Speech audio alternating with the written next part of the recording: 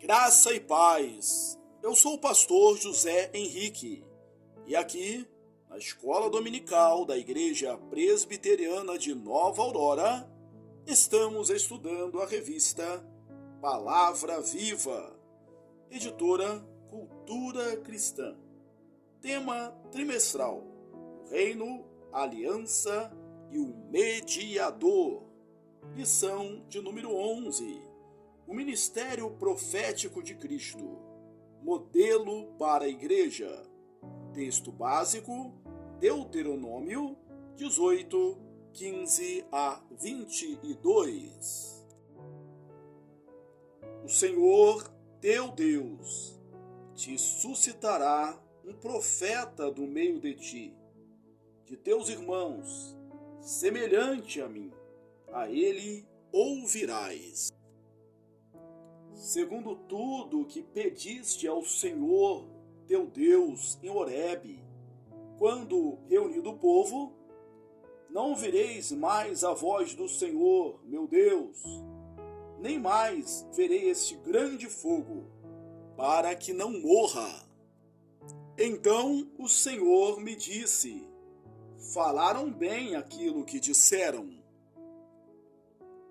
Suscitar-lhes-ei um profeta do meio de seus irmãos, semelhante a mim, em cuja boca porei as minhas palavras, e ele lhes falará tudo o que eu lhe ordenar. De todo aquele que não ouvir as minhas palavras, que ele falar em meu nome, disso lhe pedirei contas. Porém, o profeta que presumir de falar alguma palavra em meu nome, que eu lhe não mandei falar, ou o que falar em nome de outros deuses, esse profeta será morto. Se disseres no teu coração: como conhecerei a palavra que o Senhor não falou? Sabe que, quando esse profeta falar em nome do Senhor, e a palavra dele se não cumprir, nem suceder como profetizou, esta é a palavra que o Senhor não disse. Com soberba a falou tal profeta. Não tenhais temor dele. Introdução. Uma das coisas mais incríveis da história de nossa salvação consiste na encarnação de Cristo, seu estado de humilhação. O glorioso Filho de Deus se rebaixou à condição humana. Entre nós, ele se revestiu de novos títulos e incumbências. Ele assumiu um papel superior ao de Moisés, sendo elevado à condição de profeta preeminente. Atos 3, 22. Foi proclamado sumo sacerdote eterno, encarregado de ofertar o sacrifício definitivo, destinado a expiar todos os nossos pecados, em todos os tempos. Hebreus 5, 5 e 6. E entronizado como rei de Sião, e seu reinado que é perpétuo. Salmo 2, 6 e Lucas 1, 33. Qual é, então, a relevância dessas funções para a Igreja? Hoje, iniciamos o estudo do ministério de Cristo na qualidade de mediador entre Deus e a humanidade, com foco em seus ofícios como profeta, sacerdote e rei. Primeiro, vamos tratar do ofício profético. Confissão de Fé de Westminster, capítulo 7. Aprove a Deus, em seu eterno propósito, escolher e ordenar o Senhor Jesus, seu Filho unigênito, para ser um mediador entre Deus e o homem, profeta, sacerdote e rei, o cabeça e salvador de sua igreja, o herdeiro de todas as coisas e o juiz do mundo. Deus lhe deu, desde toda a eternidade, um povo para ser sua semente e para, no tempo devido, ser por ele remido, chamado, justificado, santificado e glorificado. Tópico 1. O profeta no Antigo Testamento. No Antigo Testamento, os profetas eram os mensageiros de Deus. Essa compreensão se baseia nas próprias palavras de Deus ao designar o papel de Arão no ministério profético de Moisés. Abre aspas. Ele te será por boca, e tu lhe será por Deus. Vê que te constituí como Deus sobre Faraó, e Arão, teu irmão, será teu profeta. Fecha aspas. Êxodo 4, 16, 7, 1. Cerca de 4 décadas depois, quando o povo de Israel estava prestes a entrar na terra prometida, Moisés registrou as palavras de Deus que estabeleceram o ofício profético em Israel. Deuteronômio 18, 15 a 22. Essa profecia tem uma dimensão messiânica cumprida em Cristo, como nos ensina o apóstolo Pedro em seu sermão em Pentecostes, Atos 3, 22 e 23. Ela estabelece e regula o ministério profético em Israel, ao apontar para 2 elementos fundamentais que caracterizam todos os verdadeiros profetas do Senhor.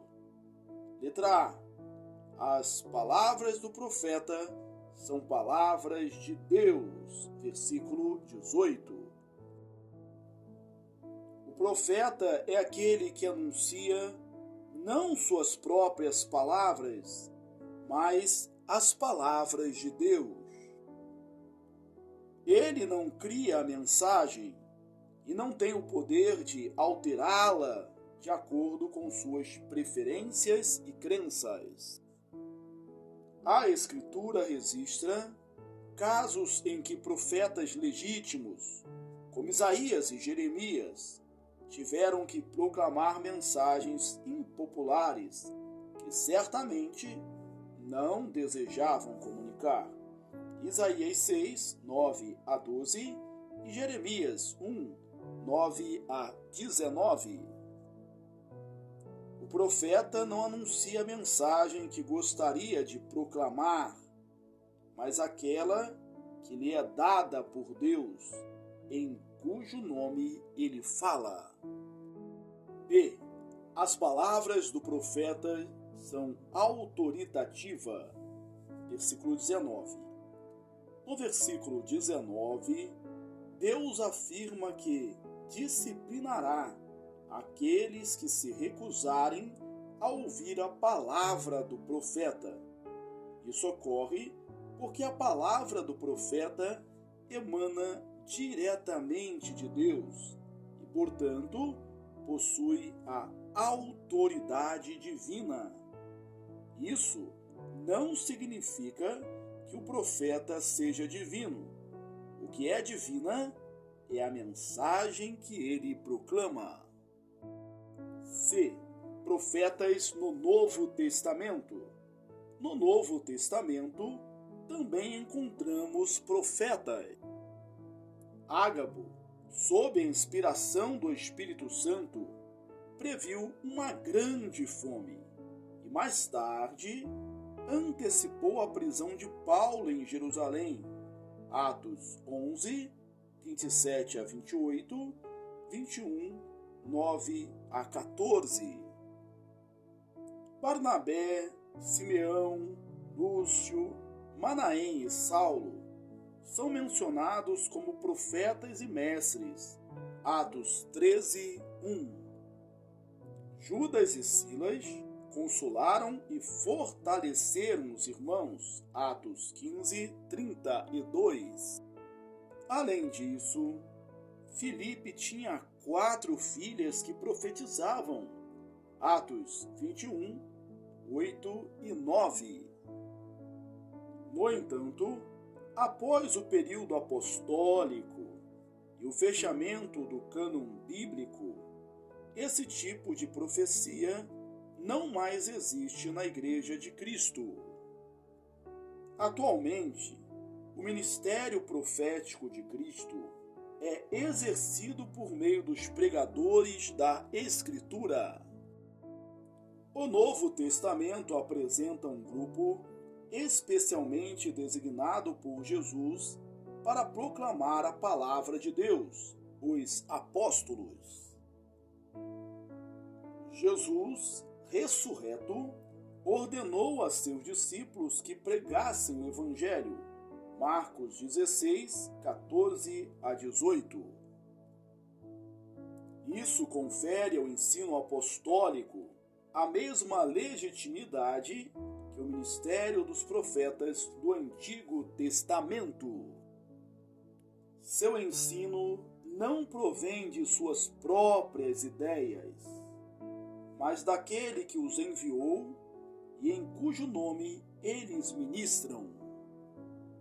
Além disso, ao vincular a salvação à resposta de fé à mensagem dos apóstolos, Cristo estabelece a autoridade do ensino apostólico, equiparando-a à dos profetas do Antigo Testamento. Tópico 2. O ministério profético de Jesus. Deuteronômio 18, 15 a 22, não aborda apenas os profetas como um coletivo, membros de um ofício, mas também faz referência ao profeta, aquele que se assemelha a Moisés, ou seja, semelhante em sua função de proclamar a palavra de Deus. Pedro associa essa profecia de Deuteronômio a Jesus, Atos 3, 19 a 23. O autor aos Hebreus vai além ao declarar que Jesus é superior a Moisés, Hebreus 3:3. Embora tenha sido fiel como servo, Moisés não se compara a Cristo, que é fiel como filho, Hebreus 3, 3-5. Como filho, o ministério profético de Jesus ultrapassa o de todos os outros profetas, sendo o cumprimento deles. Abre aspas.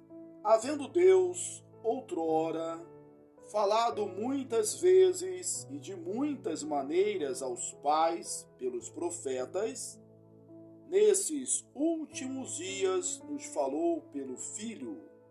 Fecha aspas. Hebreus 1, 1 e 2.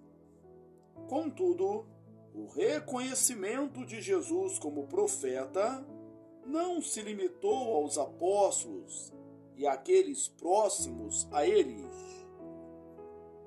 Ele mesmo se identificou como tal, Lucas 4, 24, a ponto de acelerar sua jornada em direção a Jerusalém, pois não se espera que um profeta morra fora de Jerusalém.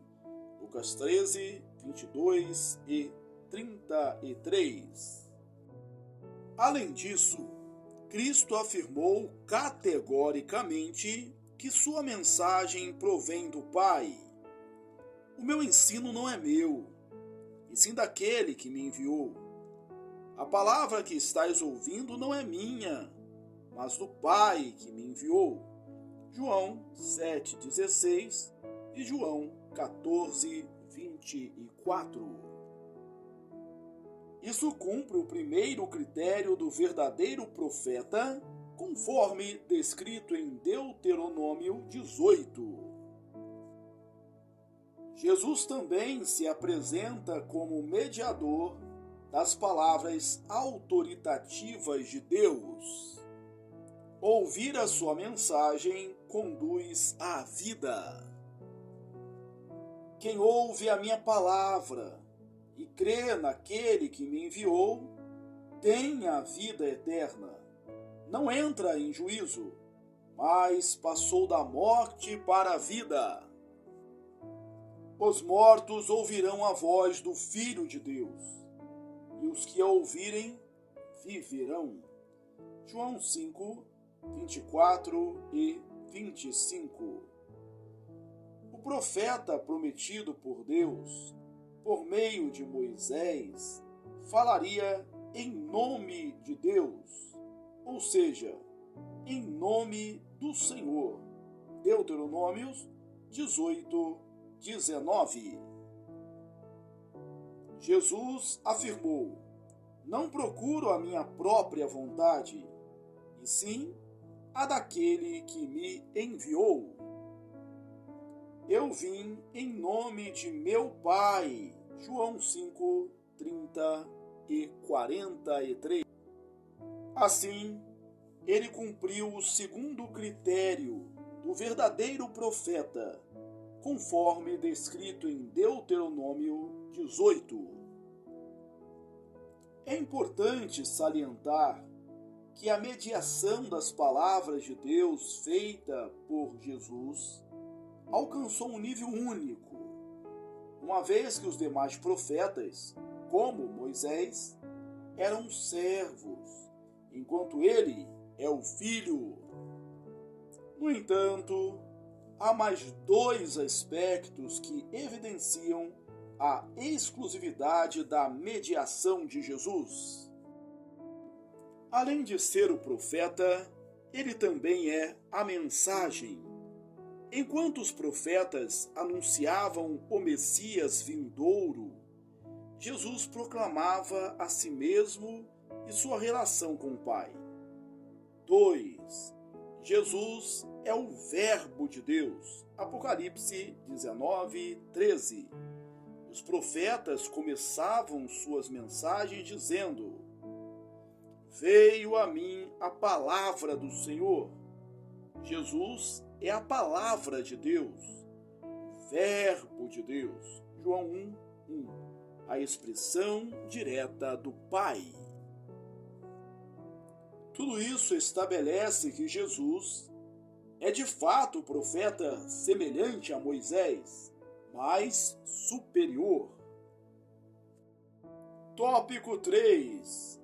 A vida cristã profética. O ministério de Cristo marcou o encerramento do período dos profetas bíblicos. Hebreus declara que, havendo Deus outrora falado muitas vezes e de muitas maneiras aos pais, pelos profetas, nesses últimos dias, nos falou pelo Filho. Consequentemente, esse aspecto do ofício profético de Cristo foi encerrado na era apostólica, com o fechamento do cânon. Não devemos, portanto, esperar novas revelações. No entanto, Cristo ainda fala à sua igreja nos dias de hoje. Ele faz isso por intermédio de pregadores, que são chamados e preparados por Deus para proclamar sua palavra. Os fiéis ministros do Evangelho anunciam uma mensagem que não é de sua autoria, mas do próprio Deus. Eles não têm a liberdade de pregar com base em fontes que não sejam as Escrituras. A origem divina do seu ensinamento cumpre o primeiro critério do verdadeiro profeta, conforme descrito em Deuteronômio 18 e evidenciado no ministério de Cristo.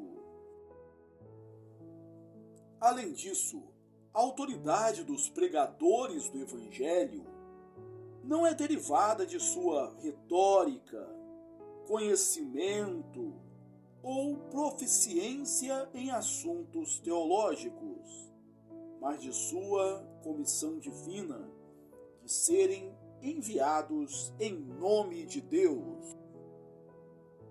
O apóstolo Paulo, ao se considerar um dos pregadores do Evangelho, afirma que somos embaixadores de Cristo, como se Deus exortasse por nosso intermédio. Em nome de Cristo, pois, rogamos que vos reconcilieis com Deus, segunda aos Coríntios 5:20. A pregação da palavra de Deus, investida de autoridade, atende ao segundo critério do verdadeiro profeta, conforme descrito em Deuteronômio 18 e demonstrado no ministério de Cristo. A necessidade de pastores piedosos, comprometidos com o ensino fiel das Escrituras e capazes de comunicá-lo de maneira relevante à Igreja de Cristo, destaca a importância da existência de seminários dedicados ao estudo sólido e fiel da Palavra de Deus. Além disso, reforça o compromisso da Igreja em orar pelos seus seminaristas e pastores, bem como em apoiá-los em seu ministério e no zelo pela sã doutrina. Conclusão: o ministério profético de Cristo serve como modelo para todos os profetas, tanto do Antigo quanto do Novo Testamento, e é uma fonte de vida para a Igreja. Através do Verbo Eterno, a Igreja recebe a autorrevelação de Deus. Após o período apostólico, a Igreja continua a se beneficiar desse ministério por meio da Escritura, cujo cânon está fechado, e pela pregação de ministros do Evangelho fiéis, que atuam como embaixadores de Cristo. Aplicação: para viver uma vida cristã significativa, é fundamental demonstrar respeito pelo seu pastor, apoiando-o em seu ministério e intercedendo por ele, pois ele age como um embaixador de Cristo. Além disso, é importante estimulá-lo a ter uma dedicação constante à fidelidade à Escritura. Se necessário, cobrar isso dele. Você também deve empenhar-se em um estudo sério das Escrituras e, consequentemente, obedecer ao seu ensino. Não se esqueça de orar pelos seminários e conhecer mais sobre eles. Sua classe pode considerar adotar ou presentear um seminarista com uma cesta de livros, por exemplo. Por fim, sempre louve a Deus pelo seu cuidado providencial ao prover sua palavra e fiéis pregadores do Evangelho à Igreja.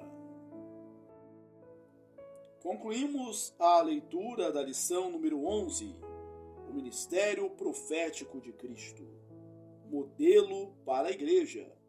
Texto básico, Deuteronômio 18, 15 a 22. Aproveito esta oportunidade para convidá-lo a ler os meus livros. Você é o que você fala e você é o que você planeja. Um forte abraço, Deus te abençoe e até a próxima, se Deus quiser.